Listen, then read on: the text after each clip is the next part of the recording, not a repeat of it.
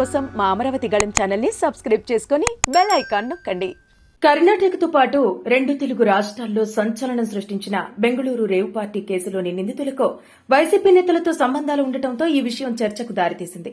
ఈ కేసులో అరెస్టై రిమాండ్లో ఉన్న A2 అరుణ్ కుమార్ కు వైఎస్సార్సీపీ కీలక నేతలతో సంబంధాలున్నట్టు వెలుగులోకి వచ్చింది.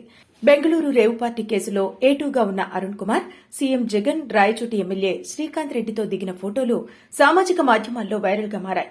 హైదరాబాద్ లో ఉంటూ వైఎస్సార్సీపీ కీలక నేతలతో సంబంధాలుండటం వల్లే వారితో ఫోటోలు తీయించుకున్నట్టు తెలుస్తోంది.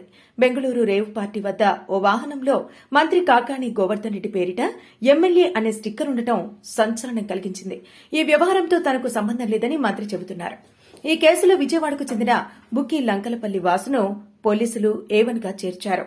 A2 అరుణ్ కుమార్ కావడం, ఆయనకు అధికార పార్టీతో లింకులు ఉండటం సంచలనమైంది. విజయవాడ వంటవంకు చెందిన డి నాగబాబును A3గా FIRలో చేర్చారు. ఈ ముగ్గురులో అరుణ్ కుమార్కే వైఎస్సార్సీపీతో సంబంధాలున్నట్టు ఆయన సన్నిహిత వర్గాలు చెబుతున్నాయి.